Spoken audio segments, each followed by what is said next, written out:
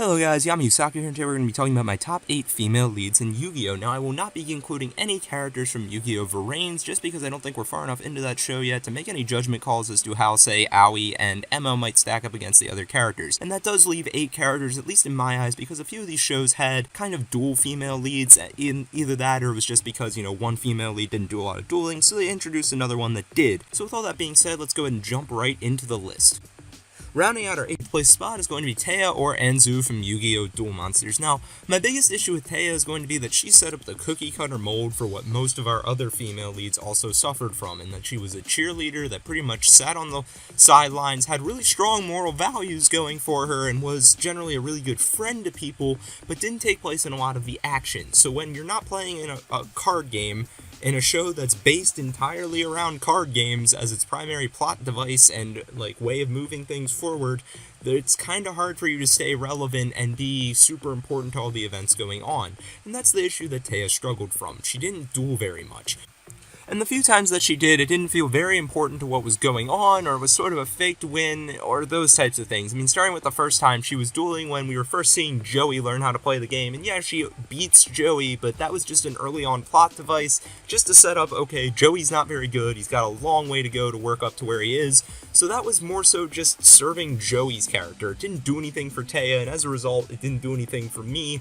And then moving on from there, her next duel comes when she goes up against Mai, at which rate she didn't really win in that duel. Mai let her win, and I think a lot of that was because Mai earned a little bit of respect for Taya and her character and being willing to stand up for Yugi to try and get the star chips and those types of things. So that, once more, didn't really feel like a super legitimate win. It was almost more so reinforcing her obsession with the main character, Taya's obsession, that is, and her ability to be that cheerleader supportive role rather than taking a step and taking a lead at all, because Mai was reinforcing it. She was almost encouraging it in that Taya stepped in to protect Yugi rather than doing anything for herself and those types of things. And it's respectable, it's commendable, but it doesn't set up a very strong female lead in this case, in my eyes. And then moving on to that, Taya's third duel comes in the Virtual World arc when she duels against Crump, and yeah, she wins there, but she got a ton of help from Dark Magician Girl, who was her deck master, and even got indirect help from Yugi again by using Philosopher's Stone to summon Dark Magician from Yugi's deck. So with that being the case, it once more serves to establish an unfortunate pattern that we have with these female leads, and that's that they become almost entirely dependent on the male main protagonist. And I think Taya suffers from that, one of the worst of all of the characters on this list, because she only duels 3 times, and when she does duel, it's basically to help other characters or help other characters' development. So I feel like that was always standing as a roadblock in her way. Now, going in Taya's advantage is that I do think she's a genuinely really good person, even if she does lack the duels necessary in a show like Yu-Gi-Oh! To develop her character past that. She's basically the same character in Duelist Kingdom as she is at the end of the show during the ceremonial duel, but she's a good person throughout all of that nonetheless. I know personally having a friend like Taya Gardner in real life could be really cool. There's a reason she's known for giving friendship speeches all the time, both within the original series and within the abridged series, if you've ever seen that, because that's what she does frequently. And yeah, it can get a little bit annoying and cumbersome and feel a little forced at times, like they're trying to overtly force upon you the ideals that Yu-Gi-Oh! Likes to preach, friendship being chief amongst them, but nonetheless, her character itself is very good. I mean, she snuck onto a bloody boat to Duelist Kingdom, risking her lives amongst the security guards of a maniacal Pegasus that could have done anything if she was caught, just to be able to be there to support Yugi and Joey. That's highly commendable in my eyes, and what's even more commendable is that she extends this hands of care to people who even aren't her friends, heck, some people who even treat her like jerks. Look at Johnny Steps from the episode where she sort of went on a date with Yami Yugi, which I'll get to in a bit. He was basically cheating when they had the dance-off in the arcade game. He comes back, he challenges Yami to a duel in order to try and force Taya to go on a date with him. And even so, when he goes to quit upon realizing that he's dueling Yugi Moto, the guy who managed to beat both Kaiba and Pegasus, when he goes to quit, she lectures him as a good, blunt, honest friend would about the negatives of quitting to try and improve him. Now, yeah, that can seem kind of rude from an outsider's perspective, but if you really think about it, would she lecture him at all if she didn't care? She cares about people, and that's something that I personally respect a lot. which, despite the fact that she is 8th place on this list, I'll give her a lot of credit in that area for sure. And this brings us to one of the biggest parts of the cookie cutter mold that Taya set for most of the female leads that came after her, which is that she is attracted to the main male protagonist where the feelings aren't necessarily mutual. And where I'm going with that is essentially, she to some extent kinda obsessed over Yugi. When people like Vivian Wong or Mai or Rebecca flirted with him at all, even if it was just in a playful manner, she would often freak out, or her cheeks would blush, or she would get angry in some way, shape, or form when Yugi didn't often express those feelings too much back, or if he did, it was extremely subtle, versus hers were outright bursts of anger at times. And the fact that it wasn't mutual turned her into being even more dependent on Yugi than she normally would have in other circumstances. And yes, some of that's because he's her friend, but some of it also has to do with the fact that she genuinely has a bit of a crush on him. And one that is showcased as early as when Mai and Yugi first interact on the Duelist Kingdom Island, and Mai's kind of sort of playfully flirting with him, and she's starting to blush and get upset and get angry, and that just establishes her for the rest of the show to be somewhat dependent on Yugi and sort of following him around and those types of things, which in a lot of ways ends up depleting from her character. I don't necessarily mind them incorporating those types of things in Yu-Gi-Oh, but they don't do it right. When they do that type of stuff, it's sort of like they're treading into the deep end of a pool without really knowing how to swim. If you're gonna do it, stay on the shallow end at most. This brings us to our 7th position slot, which is going to be Ryo from Yu-Gi-Oh! Zexal. Now, I know that can be rather controversial given how she failed to fall into a lot of the cookie cutter issues that a lot of female leads had in Yu-Gi-Oh! In that she was very strong, she was incredibly independent. Heck, when she was first fully introduced in the show, arriving at Heartland Academy, she was beating tons of people at their own clubs and everything else. She was topping soccer teams, she was topping baseball teams, she was showing great acting ability. She seemed to be a very well-rounded and strong individual. And she was also a pretty good duelist to boot. She proved herself within those first couple episodes against one of the Baryons. She was brave. She goes on to defeat Bronk once she accepts her Baryon self. She does eventually lose to Nash, but she did overcome a lot of those problems. She had a semi-plot relevant duel against the Baryon, and she was definitely strong and independent. She wasn't finding herself super reliant on anyone, including her brother Shark, which was a good feat in my eyes. But one of my biggest issues with Ryo is that she wasn't introduced until so late into Zexal. I think it was more difficult to get attachment to her, and at that point a lot of the duels that she was taking place with and a lot of the story time that she got pre-Baryon form was during that kind of filler-ish period when they kept dueling against random people who were taken over by the Baryon number cards and turned against them and those types of things, which I think sort of detracted from her character because in a lot of ways that chunk of Zexal didn't feel like there was a ton going on to me at least. And that kind of robbed her of a lot of a chance to really ingrain herself as one of the main characters of that show. Yeah, she was showing up a lot, but she had already missed so much other screen time that these other characters had pre-founded. She was starting the race several legs behind, so to speak. But my bigger issue with Ryo falls in the fact that, yes, she was strong and independent, which is a great thing to see the writers doing, but when it really counted, she failed to show those qualities. She remained fully loyal to Shark when he changed sides to the Baryon side without expressing how frustrated she was. And the reason that we know she was really frustrated and thrown into an extent of disarray by this was the fact that, firstly, when she managed to defeat Bronk in the duel, yes, she's putting on this hard exterior saying that you don't matter to me anymore, all those words you're throwing my way are just a distraction, etc., etc. But when she wins, she's shedding tears at the fact that he has died. She's shedding tears at the fact that she had to cut off these relationships with friends that she had truly grown to care about. But what showcased her regret even more was the fact that when she had lost the duel against Vector and was about to be absorbed, when she was talking to Shark for the last time, she referred to him as Reginald. Not Nash, the Baryon Emperor name he had that they'd been using since they took up their thrones again, but Reginald. I think that shows that she cared a lot more about her human form and her human life and her friends, and she hated the fact that she had to turn against them, but she didn't voice that. And that is one of my frustrations with Ryo's character, is I think that would have been great to see in her development, is her arguing with Shark, her maybe even fighting against him when all of that went down. I understand the loyalty to her brother, but it was just one of those things that left me a little bit fed up. Even Shark, who's one of my favorite characters from Zexal, I was a little bit fed up that they didn't show a little bit more regret from him.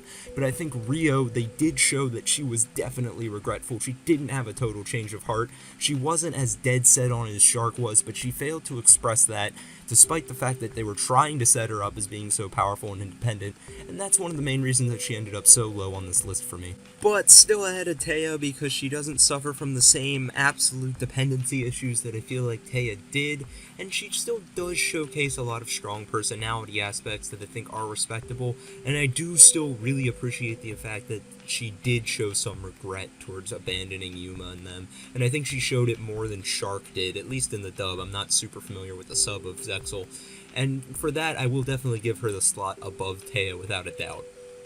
This brings us to our number 6 position, which I'm going to give to Tori from Yu-Gi-Oh! Zexal, also known as KoTori in the sub.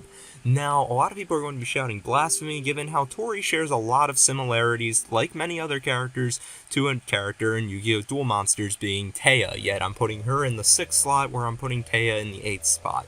But why am I putting Tori higher? It's because I think a character like Tori works a lot better around a main character like Yuma than a character like Taya did around someone like Yugi. Yugi was already powerful. All Yugi really lacked was confidence. He was extremely good at dueling from the beginning. He was the one who taught Joey. He was really good. Depending on how you interpret his duels with Yami, he was the one doing just as many decisions as Yami was. And he was an all-around, well-rounded character to begin with. Versus Yuma was extremely flawed. He lost over and over in the show, and that's why a lot of people don't like him, but that's aside the point right now. He took all of those losses, but one of the reasons he was able to repeatedly get back up was because Tori was always by his side. She kept encouraging him. There were several duels throughout Zexal 1 where Yuma was just about ready to quit, but she inspired him to keep going, and that was what I think made the relationship between Yuma and Tori work a lot better than the one between Yugi and Taya, is that it was mutual dependence, where Taya was pretty much relying on Yugi for protection a lot of times and looked up to him where he just saw her as a friend. I feel like there was a lot of mutual feeling between Yuma and Tori, and Yuma needed Tori to keep going. He needed that motivation, that inspiration. You know, Yuma's, at least at the start of the show, his only other real friend was Bronk, and Bronk was a bit of a jerk half the time. He eventually ends up picking up Shark and the others, but that pretty much leaves Tori as the one person he can really rely on in the beginning, whereas someone like Yuki had Joey and Tristan there. And the reason Tori gets a leg up on someone like Rio is she had so much time to be there, and I think she did have a bit of an impact to the story. I think she added something to the story, and surprisingly enough, in our show that has the youngest main characters, I think the relationship between Tori and Yuma was actually handled the best. Out of all the relationships between our main male protagonist and our female lead, I mean, looking from Tori's end of the spectrum, we have the time where Yuma was sent to the dojo to train with Roku, and his grandmother suggests that Tori goes with him. Tori then asks why. Yuma's grandmother chuckles a bit, and then Tori blushes and proceeds to cover her cheeks. Or when Ray is suggesting that Tori become the mascot for the Number Investigation Club because she's Yuma's girlfriend, and then she gets giggly and gets kind of fed up but can't stop smiling because she likes the idea of it. And then on Yuma's end, we have like when Tori was kidnapped by Kathy early in the show and Yuma was dueling to get her back. He was thinking about his moves a lot more during that duel because he knew he was doing it to protect her. Or towards the end when they were all flying away in the final scene to go help out Astral and whatever the new problem was, and Tori says that she's gaga over him or whatever it was in the dub, some cheesy line like that. In the sub, she says that she likes his smile. Either way, Yuma blushes back, revealing that there was a mutual care there, and I think that was hinted at all along a lot better than it was throughout the rest of the shows, at least in my opinion, and it wasn't creating like a total surrendering of either of their characters to each other. I think they both stayed true to who they originally were. I know that's a very controversial opinion, probably putting Tori above someone like Rio, but it's personally where I lie. I thought their relationship was well handled. I thought Tori's role was needed for a character like Yuma, whereas where a lot of these other female characters getting that cheerleader stereotype, I don't think they were helping their main character quite as much as someone like Tori was to Yuma, because Yuma was more flawed than any of our other main characters to begin with. This brings us to our number 5 slot on the list, which is going to go to Mai Valentine from Yu-Gi-Oh! Duel Monsters. Now, Mai's role was a decent bit different from that of Taya's in that she was a female lead who actually did some dueling. Some of her off-screen wins were actually fairly impressive, such as the one that she had against Pegasus during the Waking the Dragons arc, and she managed to maintain a lot of that strict independence, although she did grow rather close to Joey as the show progressed, with a lot of people shipping those two within the fandom. But that also served to be somewhat of a weakness weakness for her, as when she did begin to develop friendships with Yugi and his crew, she was constantly in a bit of fear of losing them, such as what she experienced when she was in the Shadow Realm from Merrick, and she kept calling to her friends while she was isolated on her island and they weren't able to help her, or during the Waking the Dragons arc when she ended up surrendering to the Seal of Orichalcos and basically pledging allegiance to Darts and working for him in exchange for its power. It was a result of constantly having flashbacks to Merrick and his Shadow Realm teasings, and her wishing her friends were there to help her, but they weren't, and constantly recurring dreams of that, and she was also felt like she was constantly living in the shadow of people like Yugi, Joey, and Kaiba. So there was a very interesting character built up there. Mai's biggest weakness in that area is I feel like she didn't have any on-screen duels that were super significant in the show. A lot of them were losses. She was being used to kind of hype up other characters, people like Merrick. Merrick's first, Winged Dragon of Ra duel on screen was against Mai, and it was kind of like, okay, if your monster can actually do all of that, maybe we should fear it. Because Mai was actually performing pretty well on that duel before she got destroyed. Or even in the Waking the Dragons arc, where I believe she had the strongest performance, she lacked a really good on-screen win, considering her win against Joey wasn't exactly a win, given how Joey ended up falling unconscious as a result of fighting 2 duels of that intensity back-to-back. So what really manages to end up giving Mai a leg up over the others, in my opinion, isn't just the fact that she's a duelist, it is that complexity of a character I started to touch on, which the Waking the Dragons arc does the best, in my opinion. Now, to be fair, this is my favorite arc in Duel Monsters, so I am a little bit biased towards it. But still, it's here that we see Mai's fears of losing her friends because she hasn't seen them in so long, and becoming dependent on other people manifest themselves as her, surrendering to the Orichalcos, and the Orichalcos continues to feed those fears, but we also manage to see her come full circle through the story of Joey. She begins to hate Joey in this season, because it's like, you allowed me to break down my walls and become friends with other people, and not just be entirely self-reliant, but now that I'm dealing with things like flashbacks to those nightmares Merrick put me through, and suffering that from a lack of confidence as I'm winning duel tournaments and stuff, but people just keep referring to, oh, well, she wasn't as good as Yugi, Joey, and Kaiba, so it doesn't matter that we lost to her, why should we lose? And those types of things. So with that being the case, it's just pressuring her, so she ends up despising Joey. She puts blame on him when really it's her fear, it's internal fear, and it consumes her. But then Joey manages to bring her back, it's an incredible story in my opinion. It was one of the most compelling things about that part, and that's why Mai ends up so high on this list, despite having some lackluster performance in other areas of the show. Taking the number 4 position on our list is going to be Alexis Rose or Asuka Tenjoin from Yu-Gi-Oh! GX. Now, just to clarify, I will only be talking about her GX version, not her Arc 5 reincarnation or whatever exactly that was. So Alexis has a tendency to suffer from the same syndrome as every other side character in GX, in that she became less and less relevant and more forgotten as the show went on, with the exception of Jessie, of course.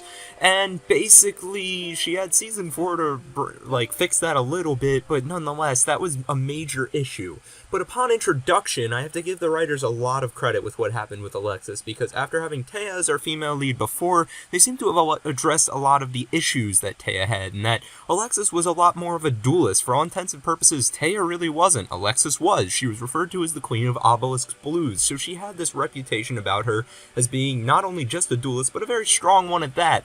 Having gotten into Duel Academy, being in the Obelisk Blue dorm, and then being referred to as their queen, that's a pretty impressive status to have. She also has a leg up on a lot of the people previously on this list, in that she has a plot-relevant win. She defeats Titan during the Shadow Riders thing and manages to protect her key, and also in doing so protect the Sacred Beasts in what is our first main story arc of GX. To be fair, I didn't think that was the greatest story arc, but that's not the point at hand here. That's a plot-relevant duel. Unfortunately, most of the rest of her wins really don't have any impact on what's going on at all, except for that little tag duel tournament thing she does alongside Jaden, though that doesn't really have to do with the Darkness arc going on at the time either. So while she does a little bit better in terms of having one win, she doesn't quite have a huge role in the main story that's going on. But still, Alexis as a character is still really neat. She managed to get that win, she's a good duelist, and then personality-wise, she's got a very understanding personality. She's compassionate, she's kind, she's confident, but never arrogant. and there's something that's easy to appreciate about that. I mean, it's the type of person who you definitely want to be friends with. She's very supportive of Jaden, but she never pesters him. She's Taya in her in terms of quality of support, without all the annoying friendship speeches involved in her, which once more is an improvement. I give the writers a ton of credit in setting up Alexis's character. Her main issue is she ends up flopping as the show goes on, and she becomes more and more dependent on Jaden to rescue her. She goes from just being cheerleader to being damsel in distress, which really kind of sucks because she had such a strong setup, and that kind of detracts from her a bit for me because it was such an explosive start that went nowhere. It would be like a racer in a sprint taking off and then getting to the finish line of their sprint only to realize they were supposed to be running a marathon and they're already exhausted because of the sprint. I liked Alexis a lot in Season 1. In Season 2, though, she kinda disappeared. I mean, you had a few people fighting for her affections, but that was all side stuff, and then before you know it, once she starts playing a role within the whole Society of Light thing, she ends up getting brainwashed as a result of losing the duel to Chaz, and then she's with the Society of Light, and guess what? She loses again to switch sides back, and that was just all extremely frustrating to watch, because she just had so much potential, and that's why she ends up ranking so highly on this list, is because there was a good character in there somewhere. If you can search through the cloudiness that those first couple of seasons of GX had before you got to Season 3, where a lot of the side characters kind of got forgotten in favor of Jaden, unfortunately.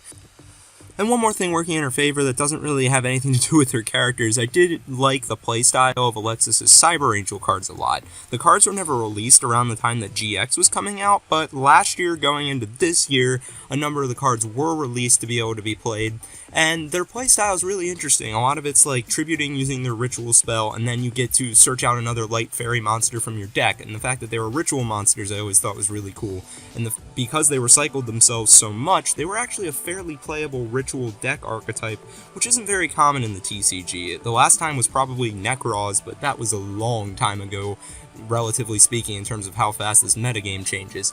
But that's a lot of TCG stuff, and I'm trying to stay on the topic of the anime here. So, moving forward, I hope you guys are enjoying the video so far, as we're about to enter the top 3, and the order of these and everything else could be rather controversial, so buckle up your seatbelts, because here we go. Starting with number 3, Yuzu from Yu-Gi-Oh! Arc 5. Now, Yuzu managed to hit the ground running really well in this show. She falls behind one other character that ranked a little bit higher on this list, in my opinion, in terms of how well she was introduced into the show. She had that loss against Masumi early, and that actually triggered her own little mini story going on about how Sora was helping her learn to use fusion so she could become stronger to protect her friends and protect the academy, like at what she was studying, dueling, which is something we hadn't really seen before in regards to a female character, one that had their own sort of mini arc, and it was cool to see her as she grew as a duelist, and she actually managed to come back and beat Masumi, and it was just neat to see her have her own rivalry going on, because that was, once more, something we really hadn't seen before, and it added a lot to her character. Heck, they even went as far as to make her get a card after she overcomes that rivalry. The card Crystal Rose is passed on to her, and now she adds that to her deck.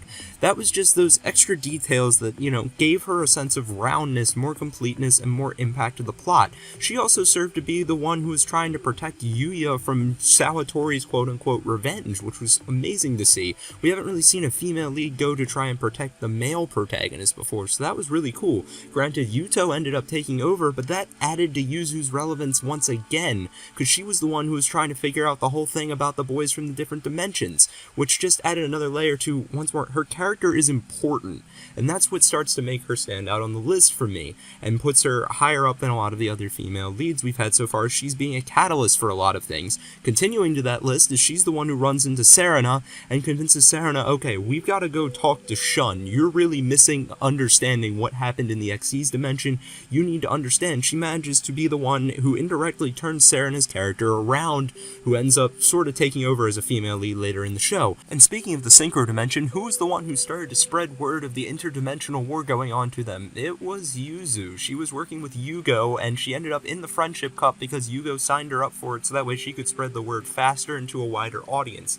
Speaking of which, her relationship with Yugioh was also really funny, because Yugioh consistently kept thinking, oh, it's Rin, and then she would use the fan to slap him, which brings up another point that I really liked about Yuzu. She was kind of sassy, and she could stand on her own really well, but she was also incredibly supportive. She had a nice mix of the traits. She was great to Yuya in the fact that she was blunt. She would express when he was doing things stupidly very much to his face, but she also wouldn't let anyone else pick on him. She was one of his prime defenders for people who were bullying him about things like when his father had bailed on the duel against strong Ishijima. So the fact that she is protecting Yuya as much as he is protecting and seeking to help her is crucial. It adds so much to her character as being like a mutual help relationship, which is one that we hadn't seen a lot of in Yu-Gi-Oh! Before Yuzu's character, and it was awesome. It was an amazing step forward.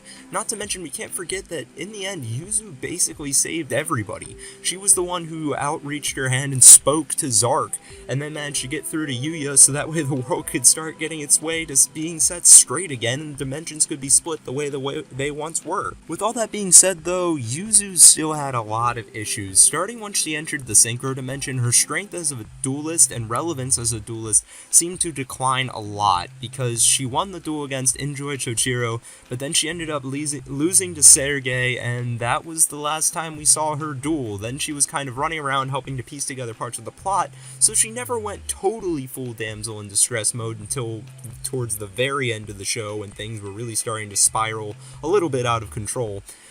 So that's part of why she's higher on the list than a lot of other people, and she did get a lot of things right, but during that kind of middle chunk of episodes, we didn't see a lot of Yuzu for a lot of the Synchro Dimension arc, especially after she ended up getting sent back to Fusion, and she wasn't doing a whole lot other than piecing together parts of the plot.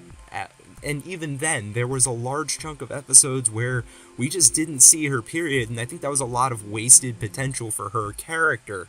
I mean, on the bright side, we did have Serena sort of step in to fill her shoes, but still, it was an opportunity that they could have used to keep building on a character that a lot of fans have come to really like, and I would say Yuzu had a pretty strong finish in that she ended up saving the world, basically, and that she had an incredibly strong start, and that's why she has such a secure place on this list. Coming in at a runner-up spot is going to be Aki or Akiza in the dub of Yu-Gi-Oh! 5Ds. Now, rumors say that apparently 5Ds was supposed to end after the Darksiders arc, and if that would have happened, then easily Aki would be the #1 slot here. Her character was written absolutely fantastically from when she was first introduced in the show. I believe it was somewhere around episode 22-ish, all the way up through the end of the Darksiders arc. She was an incredible character to watch. Her development, her growth, she had a great backstory, and all of it was well elaborated on top of her being amongst the top 3 most important characters in the show, her, Jack, and Yusei. And then Crow and his Black Wings came and crapped all over her. But her character kind of recovered a little bit towards the last 20-ish episodes or so when they had the Arc Cradle storyline going on, and she did have a decent duel with her and Crow against Sherry LeBlanc, although to be fair, I didn't think that duel was the best handled, as it didn't feel so much as a duel as just one big mind game. But let's go ahead and plunge into why I do like Aki's character so much. My first reason is going to be actually rather simple, and that's that Aki's Signer Dragon was Black Rose Dragon, and Black Rose Dragon to me is the one that looks the absolutely coolest of all the Signer Dragons. I love the color scheme. Red and black is just classic. It's simple. The idea of combining a plant into a dragon, the way it was done, is incredible. There's just something about that dragon that just really shines with me. I love the fact that it's not just a big beat stick. Its effects are really cool, just unfortunately it's mainly a field nuke at this point, as its other effect of being able to banish a plant monster to turn defense position monster to attack mode and change its attack to 0 isn't one that's super usable in the card game. Otherwise, I would definitely be running a Black Rose deck as my primary one. I personally haven't found a way to do it yet, though. But yeah, Black Rose Dragon is probably my favorite, if not my second favorite dragon in all of Yu-Gi-Oh! So that definitely puts Aki higher on the list for me, because she was the one that used it. Secondly, Aki easily had the most, story-relevant duels of all the female leads. I mean, from when she's introduced up through the Darksiders arc, all that stuff in the opening tournament is super relevant. It puts her up to be set up in the duel against Yusei, which then develops her character. Yusei's going to need her help. in order to fight against the Dark Signers, and it's just progressing. Her entire story is a significant chunk of the first 60 episodes. There is a lot of focus put into that, and that's what makes her character very compelling. On top of the fact that she had her Dark Signer throwdown against Misty, and that was a really cool duel to watch. As a whole, I just really liked watching her character duel. She had a very aggressive, unique style, on top of the fact that she really pushed Yusei to his limits, not once but twice when they dueled, which was really good to watch. I mean, yeah, he won both times, but he's Yusei. I mean, there's parts of him that are kind of a Mary Sue, but that's a different subject. And thirdly, that brings us to her character, and more importantly, the incredible amount of development that she receives in these first 60 episodes or so. Now, when she starts off, she's introduced as the quote-unquote Black Rose Witch that injures people through her psychic dueling abilities. Basically, she's able to take monsters from duel monsters and make their powers and capabilities real, and this grows with her aggression and everything else. We later find out that she's being puppeteered by a man named Sayer, who's taking advantage of a lot of her insecurities, because as a kid, her parents grew to fear her because of these psychic powers since she couldn't control them. A lot of what she wanted to do, and a lot of what she enjoyed doing, was spending time with, like, her dad, for example, dueling. And then she ended up hurting her dad by accident one time and causing some damage, and then her dad just further distanced himself from her, on top of the fact that her dad wasn't around a lot to begin with. She, it could be her birthday, and he's giving her some cards, and they're getting ready to duel, and then he gets called to a business meeting, and he has to leave. So she's dealing with this loneliness, this fear of herself, and fear of hurting others that's constantly consuming her, and it isolates her from people. In some ways, Aki on the whole reminds me of a better executed version of My Valentine. It took everything that they started to hint at with Mai and took it and fully stretched and expanded upon it to something much greater. So as a result of those insecurities that she felt, she ended up under the control of a man like Sayer, who simply was manipulating her and showing her compassion so that he could use her psychic powers to eventually basically take over the world. But where Sayer made a mistake is the fact that there was still a really good person deep inside of her. It was just coated in layers upon layers of fear of herself and everyone else because everyone else feared her. It was all of this fear just surrounding them, but Yusei managed to start shattering that down when he dueled her. He showed that he didn't exactly fear her, he respected her, and he kept reaching out towards her. And where she really started to begin to crack a little bit was after she first dueled Yusei. She lost, and then she saw Sayer starting to do these tests on Lua, and she really begins to question if what he's doing is right. And then behind that, we also have the fact that she's feeling guilt about the accusations Misty's making of Aki being the one who hurt her younger brother Toby, despite the fact that they turn out not to be true. Aki is well aware that Sayer's been manipulating her to do these terrible things with her dueling and that she could have been hurting anybody. So essentially what I'm getting at here is that Aki has all of these layers to her, and that contributes so much to her character.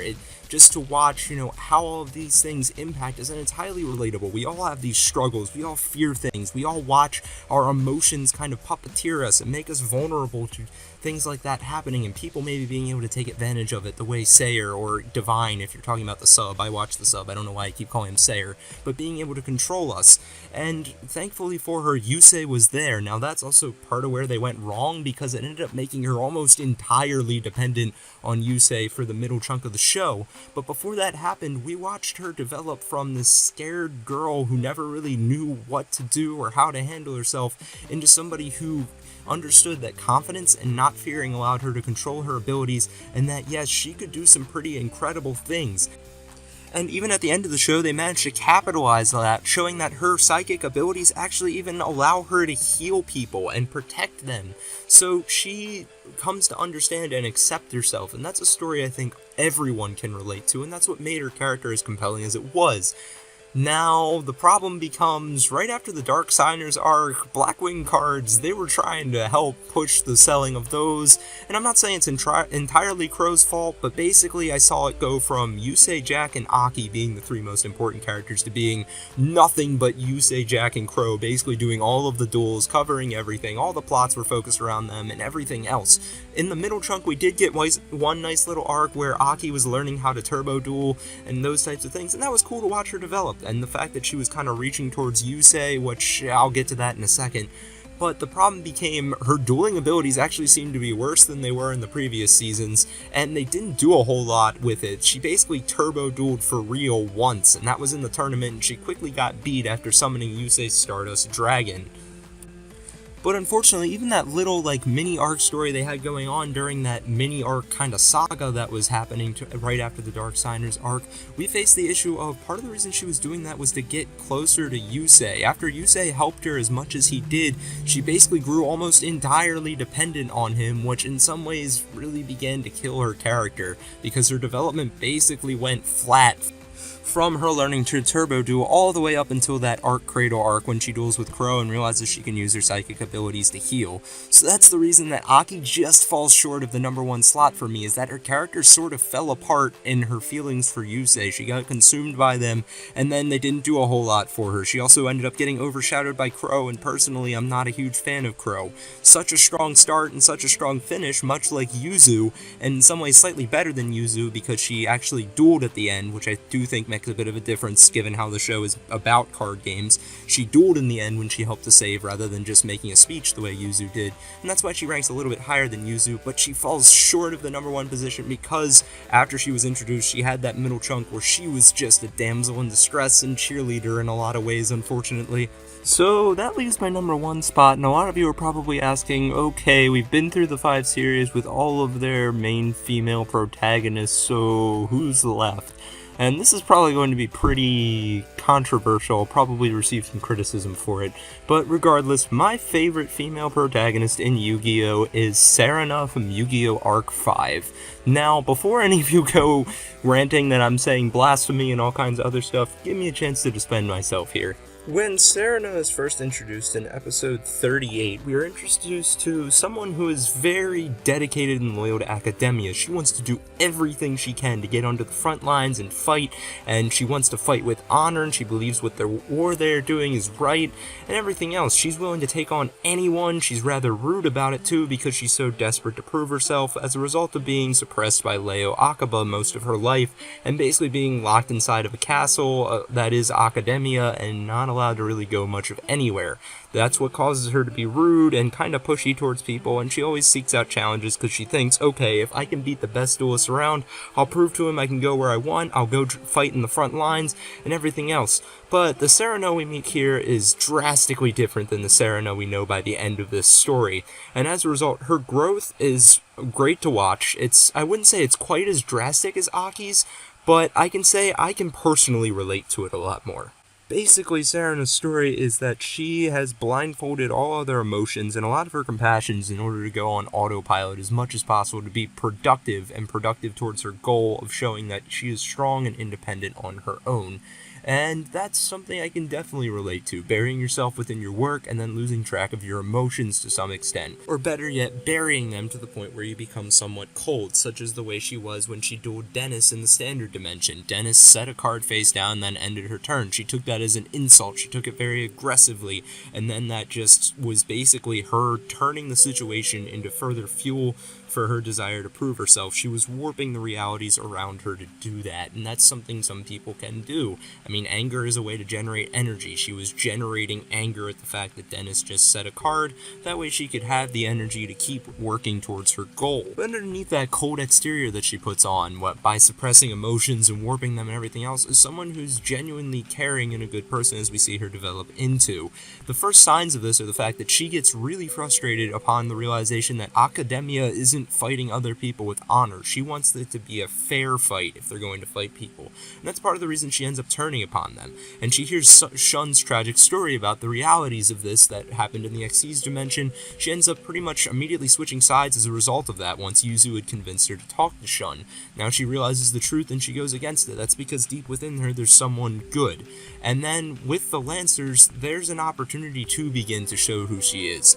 And that's why by the time we end up seeing her in the duel against Yugioh, and the crowd begins to cheer her name, and she finally says Yuya's famous catchphrase of "ladies and gentlemen," that's when it's clear that her time spent with the Lancers showed to her she didn't need to prove herself, and that no, she wasn't being suppressed, and that people appreciated her for who she was. That audience was chanting her name, and that was what finally broke that mold fully for her, and she was able to open up and be the person that she was deep within, and that's why she enjoyed tooling again. It was kind of like she didn't have to suppress everything and spin it into a way of further motivating that desire to showcase her abilities, because she'd showcased them. She didn't feel that need anymore, and so that enjoyment could come back for dueling. And I think that's a development we can all understand, that desire to get our foot in the door somewhere, or to showcase, yeah, we can keep up with anybody, and sometimes it's really easy to lose yourself in the drive for that, and that's what she struggled with. And while it isn't the most dramatic of problems, it's very realistic, and it's one that I connect with, and that's why she ranks so high on the list for me.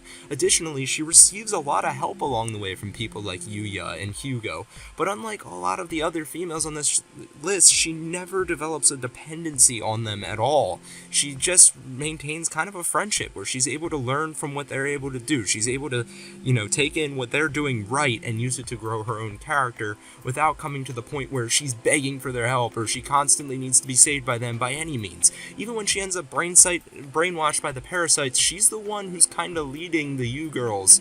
And for that, I strongly respect Serena's character. She never fell into any of the potholes that a lot of the female protagonists have, or basically all of them have in some way, shape, or form, as I've identified with this list. They've all become dependent, or a damsel in distress in some ways to some extent. And I guess you can make a case that when, Rei is about to be revived, she sort of is too, but she's not screaming out anybody's name the way the others are. Rather, she's standing there strong. She's upset, but she accepts her fate to some extent, and she also shows faith in Yuya in that scene. She's not shouting his name, but she doesn't believe he's Zark by any means, which furthers the point that she's grown a lot as a character. She's learned to trust people, she's learned to care about others because she's opened up, she's let go of nothing but that drive. She's let go of being entirely consumed by the drive to show her strength, and has allowed her to make relationships and bonds with people, and it's incredible to see. And I just respect her so much because she never fell into any of those issues that we've seen frequently with the other female characters, and all of her screen time that she had wasn't really wasted. She wasn't just consumed by filler episodes or just thrown into the background during her episodes. It was consistent that when she was on screen, she was doing something important, unlike, say, a character like Aki, where during that middle chunk of 60-ish episodes or so, she was pretty much just in the background doing cheerleading types of stuff. Serena, when she was on screen, she was relevant to what was going on, at least intermittently, at the very, very least. Additionally, she also plays a deck archetype that I really like. The Lunalite cards play very uniquely, and there's a deck that I ran for a long time until we got to Link format where I played them alongside the card Black Garden, because you'd special summon the Lunalite monsters, and then it would give your opponent black garden tokens, and then those rose tokens would have really low attacks, so you could hit them multiple times with the Lunalite monsters, and there were all kinds of fun combos you could do with reviving Blue Cat to double one of their attacks, and then basically TKing your opponent, and that was a lot of fun to do too. So just being able to feel like kind of a connection there, in that I enjoyed playing the cards that she played a lot. She was a really fun character for me to watch in action. I don't have a ton of reasoning to support it, and I know objectively speaking she's probably not the best written female in all of Yu-Gi-Oh, but it is my opinion. I feel like I could connect to her, and I thought she was a lot of fun to watch, so sorry if this one seems like it's the least justified. If you enjoyed the video, be sure to like, comment, and subscribe. Be sure to let me know your thoughts down in the comments section below. Would you have even included characters like Rio, Mai, and Serena in a list like this? Do they qualify for you as female leads within Yu-Gi-Oh? And what's your list of your top female leads in Yu-Gi-Oh? And if you didn't enjoy the video, constructive criticism is always welcome, and as always, thank you for watching and have a nice day.